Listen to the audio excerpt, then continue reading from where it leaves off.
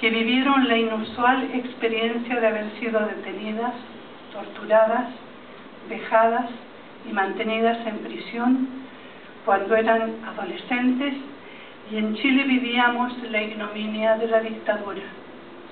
Y este evento es una buena oportunidad para intervenir con dos miradas. Primero, la mirada de la necesidad de mantener viva la memoria, y en segundo lugar, recuperar el recuerdo y lo que fue el compromiso político de los adolescentes conscientes en la década de los 70 y los 80. Nunca será suficiente recalcar que jamás nos permitiremos el olvido. Por lo tanto, la memoria debe expresarse de todas las maneras posibles. Y de todos los diseños con que es posible formatear la memoria, el testimonio es sin duda una de las opciones más poderosas. La aparición de esta recopilación trabajada por Amini Calderón y Rosa Gutiérrez se inscribe dentro de esta necesidad histórica, no solamente de recuperar el valor de la militancia política y del sufrimiento humano, sino de la reafirmación, una y mil veces, de la verdad de lo que pasó en este país, para que nadie de las actuales o futuras generaciones opinen estando desinformadas. Hay algunas verdades que ha costado mucho instalar, y ha sido la persistencia de las instituciones de defensa de los derechos humanos, de personas de diferentes credos, de los familiares de ejecutados y desaparecidos y de los mismos exprisioneros, la que ha logrado que hoy nadie en este país, salvo los que estén dotados de mala fe, desconozcan que sí existió la tortura, el asesinato y la desaparición forzada. Pero dentro de esa verdad global quedan todavía muchos detalles e intersticios que no se conocen a nivel de la opinión pública. Y la detención de niños y adolescentes era una de esas carencias. En los campos de concentración de Pinochet, sea en los clandestinos como Villa Grimaldi, Londres 38 o José Domingo Cañas, o en los campamentos de libre plática como Tres Álamos y tantos otros lugares dentro del país, compartimos cautiverio con jóvenes que cursaban la enseñanza media e incluso con niños que fueron apresados con sus padres. Bajo la dictadura hubo niños, y aún hoy se estremece uno al recordarlo, que a la edad en que piden una pelota o una muñeca para la Pascua, vivieron el horror de compartir el espacio de Villa Grimaldi en medio de los gritos de los torturados, sin entender en qué lugar infernal se encontraban. Y de esto se sabe muy poco. Es conocida por todas la situación del hijo de Iván Monti. Iván es hoy un detenido desaparecido. El niño fue llevado a Villa Grimaldi junto a su padre, y ambos llegaron a ese cuartel Terranova sendados arriba de una camioneta.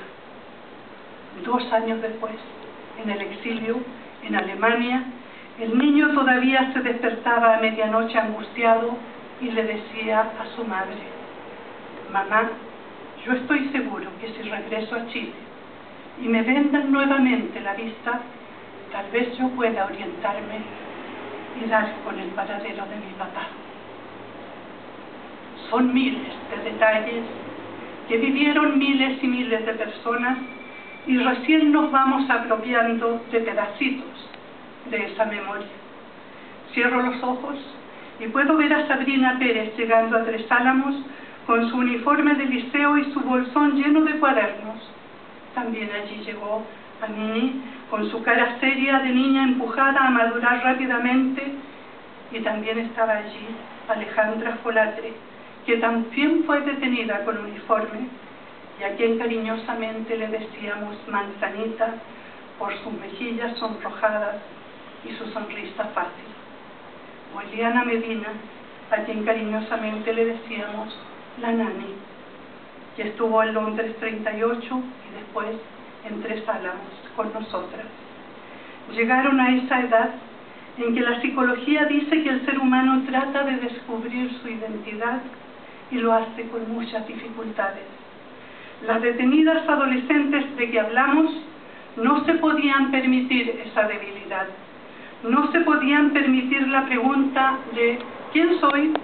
¿Qué es lo que quiero hacer con mi vida? Ellas se vieron abruptamente enfrentadas a una realidad que las sobrepasaba. Se demoraron muy poco en conocer la identidad que sin buscar, en forma brutal, les fue asignada. Ellas, estas chiquillas que apenas sobrepasaban los 15 años, eran el enemigo. Los que se habían instalado en el poder a través de las armas, les habían declarado la guerra. En ese capítulo de la existencia, en que además de guiarse por un sentido social, por matricularse junto a los que querían cambiar la sociedad, también se escribían diarios de vida, se hacía comparsa con las amigas y los amigos incondicionales, se armaban malones para escuchar la música sonora que les identificaba y en que se cruzaban miradas coquetas y sensuales de un flirteo naciente. Estas muchachas, en esa época, a pesar de esas experiencias de niñas tan jóvenes, se encontraron frente a frente con la maldad. Humberto Maturana describe la maldad de manera incontrarrestable. Él dice que cuando uno se enoja y le grita al otro, y tal vez incluso le pega, y otro quién sabe si siguiendo en un acto de furia puede hasta matar a otro, eso no es maldad. Nada de eso, dice Maturana, es maldad. No es maldad porque el daño causado se emite desde el campo de la emocionalidad, no se ha planificado. En cambio, la maldad es una víbora que sale del raciocinio humano, de un sistema que está dispuesto a destruir lo que se le ponga por delante, bienes, vidas, ideas, todo lo que cree que le amenaza, aquello que supone conquistado. Según Maturana, la maldad es un fenómeno cultural que surge cuando el ser humano, amparado en una teoría política, religiosa o filosófica, justifica la negación y el sometimiento del otro. Mejor aún, dice, el que tiene el poder cree que si el otro no está con él, eso solo justifica la negación y la destrucción del que se ha puesto al frente. Y es esta justificación racional de la negación del otro lo que el destructor cree que lo exime de responsabilidad y de culpabilidad. Las adolescentes que narran sus experiencias represivas en este libro, cuya aparición hoy aplaudimos, no sabían, no tenían cómo saberlo, a la tremenda y mortal maquinaria del Estado a la que se estaban oponiendo, a la que se estaban resistiendo. Por eso una de ellas, al ser detenida, pide un teléfono para llamar al colegio y explicar que no asiste a la prueba. Y le prestaron el teléfono. Y en ese acto de credulidad inocente se sintetiza la actitud con que en la adolescencia se cree, se construyen utopías y se lucha. Esa es la emoción de ternura que yo recuerdo haber tenido esa tarde en que vi entrar a Sabrina al campamento de Tres Álamos con su uniforme y su bolsón y su carita de asombro quinceañero. Algunos de los presos políticos dicen que la dictadura les quitó, además de años de vida y salud por la tortura, y además de las amarguras de las pérdidas de vida, el derecho a estudiar en la patria, a ser profesionales, a desarrollarse dentro de su cultura, a tener una vida normal, al derecho de enterrar a sus muertos, etcétera, etcétera. Pero yo pienso que a estas jóvenes les quitaron todo eso y mucho más. Les arrebataron la inocencia, la ilusión de creer en la nobleza del ser humano solamente por ser tal, en la recóndita idea de que el hombre no puede ser peor que el animal, y los animales no torturan, solo matan por supervivencia. Cuando yo era adolescente, una adolescente provinciana que se había incorporado desde la niñez a las manifestaciones, a las protestas, a las huelgas de los mineros del cobre, leí un poema de un intelectual francés que terminaba diciendo que cada 50 años los jóvenes en el mundo, llenos de ideales, marchan cantando hacia la muerte. Y que esa acción gloriosa es la que ha movido a la humanidad hasta tener este nivel evolutivo. A mí me identificó ese poema. Y yo creo que en él se identifican todos los jóvenes de todas las generaciones que se comprometen con la lucha política desde el terreno popular. Es la etapa pura de la vida en que no se entrega lo mejor de sí preguntando cuál es el puesto o el dinero que me van a dar. Es el compromiso sin condiciones.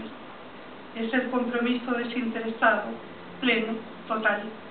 Por eso en este libro escrito por sus protagonistas encontramos un mensaje que tiene